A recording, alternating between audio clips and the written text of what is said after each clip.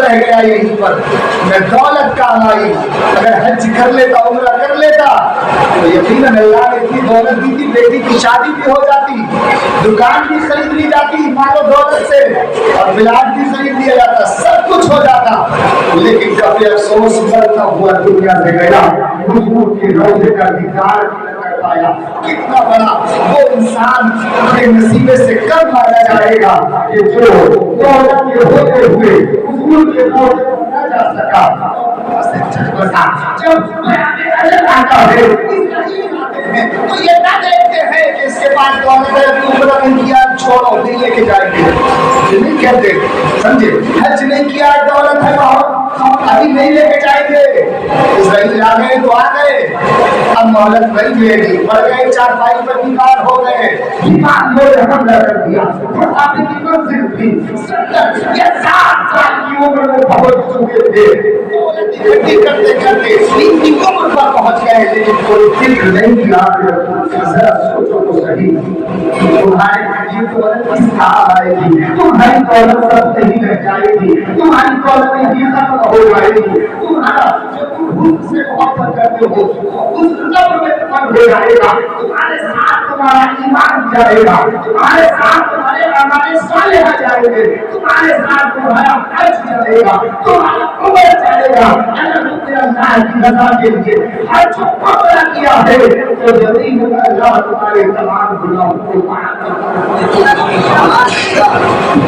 حضرات حدیث پاک میں آیا ہے، حضور نے فرمایا من زار تربتی وجبت له شفاعتی، کہ جس نے میری قبر کی زیارت کر لی اس کے لیے میری شفاعت واجب، شفاعت واجب ہو گئی، سمجھے؟ جس نے قبر کی زیارت کر لی شفاعت اس کے لیے واجب، اور جس نے حج ادا کر لیا اس کی جزا اس کا بدلہ حضور بنا دے جنت۔ بولو آپ سبحان اللہ، جنت۔ ایک موقع پر حضور نے فرمایا حج ادا کرو عمرہ ادا کرو، ایک صحابی بولے حضور نے فرمایا اتم الحج والعمرہ، حج و عمرہ ادا کرو، ایک صحابی بولے فی کل عام، کیا حضور ہر سال حج عمرہ ادا کرے؟ حضور نے چہرہ اس طرف کر لیا اور پھر وہ سامنے آ گئے اور پھر حضور نے فرمایا تم حج اور عمرہ ادا کرو۔ پھر وہ صحابی رسول بولے یا رسول اللہ ابھی کل عام، کیا ہم ہر سال حج عمرہ ادا کریں؟ حضور نے پھر چہرہ اس طرف کر لیا اور پھر میرے آقا نے ارشاد فرمایا بولو سبحان اللہ، حج اور عمرے کو مکمل کرو۔ وہ صحابی رسول سے کہتے ہیں یا رسول اللہ کیا ہر سال حج اور عمرہ ادا کریں؟ میرے آقا نے فرمایا سنو، اگر میں نے یس کر دیا، اگر میں نے ہاں کر دی، کر دیتا، اگر ہاں کر دیتا تو ہر سال حج کا ہونا، ایک بار تو کر نہیں پا رہے تو والے سمجھے سوچ رہے بولا بیٹی کی شادی ہو، بیٹی کی شادی ہو جائے، اگر بیٹی کی شادی نہیں ہوئی اور پیسہ ہے بہت، کیا حج فرض نہیں ہے؟ حج فرض ہے، جب اتنا پیسہ ہے شادی بھی ہو جائے گی، سب کچھ ہو جائے گا، تو کیا ضرورت ہے نافذ کرنے کی؟ کیا پتا زندگی کا کیا بھروسہ، کیا بھروسہ ہے زندگانی کا؟ آج بھی کوئی بلا ہے کیا ایک سیکنڈ کی خبر نہیں، کسی نے کوئی بیمہ نہیں کرا لیا کہ 50 سال رہیں گے، بیٹی کی شادی کر پائیں گے نہیں کر پائیں گے، بیٹے کی شادی کر پائیں گے نہیں کر پائیں گے۔ ہاں اگر تم پنج وقتہ نمازی ہو اللہ تمہاری کو بڑی برکت ہے۔ ماشاءاللہ سب شادی شدہ ہو گئے، سب بچے شادی شدہ ہو چکے، اور وکیل صاحب کے بچے بھی شادی شدہ ہونے والے ہیں ماشاءاللہ۔ لیکن اللہ نے اتنی ہمت دی ہے بغیر کسی سواری کے دور ہے بچے بڑی تیز چلتے ہیں، سبحان اللہ، نماز کی برکت بہت تیز چلتے ہیں وکیل صاحب کے والد صاحب۔ جب والد صاحب کا یہ عالم ہے تو کیسے تعلق کا وہاں پر جانے کا آدمی تیزی سے آپ کو کرنا ہے، سب کو جائے گا، اب آپ بہت تیزی سے کرنا زیادہ سے زیادہ دباؤ۔ اور سنو، جب کعبے پر پہلی نظر پڑے تو حضور فرماتے ہیں کعبے پر پہلی نظر پڑے تو اللہ اس پہلی نظر کی جو بھی دعا مانگے گا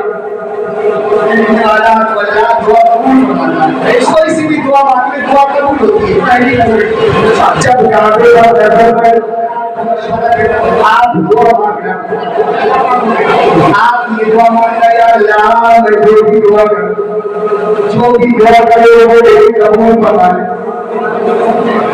اب یہ ایسی دعا ہو گئی کہ اس کے بعد میں آپ جو بھی دعا کرو تو سب قبول ہوگی. کیونکہ پہلی دعا قبول ہوگی جب پہلی نظر پڑے گی کعبے پر تو اللہ دعا قبول فرمائے گا. تو ایسی دعا مانگو جو ساری دعاؤں کے لیے ہوئے. سبحان اللہ. سمجھے تو حضور علیہ السلام ارشاد فرماتے ہیں کہ اگر میں ہاں کر دے حج عمرہ کرو, حج عمرہ چلو عمرے کی بیٹھ ہے, اس لیے عمرے کی بات کو سب بہتر ہے. شاعری اشعار یہ سب آپ سنتے بیٹھے ہو. ایمان کی بات ہے تو حضور نے فرمایا حج اور عمرہ ادا کرو. صحابی رسول عرض کرتے ہیں سرکار کیا ہر سال میرے آقا نے فرمایا نہیں بلکہ زندگی میں ایک مرتبہ حج فرض, عمرہ سنت ہے, ایک مرتبہ حج کر لو تو آپ کا فضل ہو گیا. کب جب آپ کے راستے کی استطاعت ہو, یعنی آپ کے پاس اتنا پیسہ ہو کہ راستے کا خرچ کر سکتے ہیں. اب جس انسان کے پاس وکیل صاحب کے پاس پیسہ ماشاءاللہ جانے لگے, سمجھے, اب جس کے پاس ہے نہیں تو وہ کیا کرے گا. حضور نے تو فرمایا کہ جس نے میری قبر کی زیارت کی اس کے لیے میری شفاعت لازم. حضور اس کی شفاعت کریں گے جس نے حضور کا راستہ دیکھ لیا, حضور ان کی شفاعت کریں گے. ہم نے سوال کیا یا رسول اللہ ہم تو لوگ غریب ہیں جن کے پاس پیسہ نہیں ہے تو پھر کا خرچ نہیں کر سکتے, راستے کا خرچ نہیں اٹھا سکتے. سرکار ان کے لیے کیا حکم ہے؟ تو حکم کرنے کا راستے سے کام ملا بتانے کی ضرورت نہیں. سورہ محمد صلی اللہ علیہ وسلم ثلاث مرات جس نے مجھ پر 3 مرتبہ اتفاق کرا.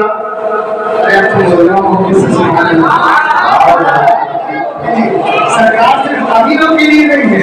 حضور نے فرمایا کہ امت کے غریب لوگ 40 سال پہلے امیروں سے جنت میں آئے. غریب لوگ امیروں سے 40 سال پہلے جنت میں چلے جائیں گے. ہمارے ہندو کا فرمان ہے الفقر فخری وانا افتخر به. محتاجی میرا فخر اور میں اسی پر گرو کرتا ہوں, اسی پر ناز کرتا ہوں, اسی پر فخر کرتا ہوں. حضور فرماتے ہیں مجھے غریبی پسند ہے, مجھے مالداری پسند ہے. حضور نے فرمایا اگر میں چاہوں تو مکے کی ساری پہاڑی کا ساتھ سونا بن کر چلے, سونا بن کر چلے, لیکن مجھے مالداری پسند ہے. اس لیے نبی نے فرمایا 40 سال پہلے غریب جائیں گے امیروں کو جنت. تو حضور نے فرمایا غریبوں کو پریشان ہونے کی ضرورت نہیں. یہ تو میری بارگاہ میں آ گیا, میرا مالدار امتی جس نے میرے روضے کی زیارت کر لی اس کے لیے میری شفاعت واجب. لیکن اب غریب کو بھی گھبرانے کی ضرورت نہیں. جس نے مجھ پر خلوص دل کے ساتھ, محبت کے ساتھ, عقیدت کے ساتھ, الفت کے ساتھ 3 مرتبہ پار پڑ لیا ضرور پر فرماتے ہیں شفاعت کرنے کے بعد جنت میں لے جاؤں گا اور میری شفاعت میرے حضور نبی کے لیے بھی واجب ہو گئی. کا شیر پڑھو چل جاؤ ارے شیخ ہے اسمرے بات رسول اللہ کی عرش حق ہے مسئلے لگے بات رسول اللہ کی. ارے دیکھنی ہے عشر میں عزت رسول اللہ کی, دیکھنی ہے عشر میں رسول اللہ کی. آئے کبھی آئے نکال آئے حیدری بولا آئے اللہ اور سے بات کی گرام تو میں نے آیت کریمہ تلاوت کی تھی. انتم الحج والعمرۃ للہ. حدیث پاک میں بتایا جاتا ہے سبحان اللہ.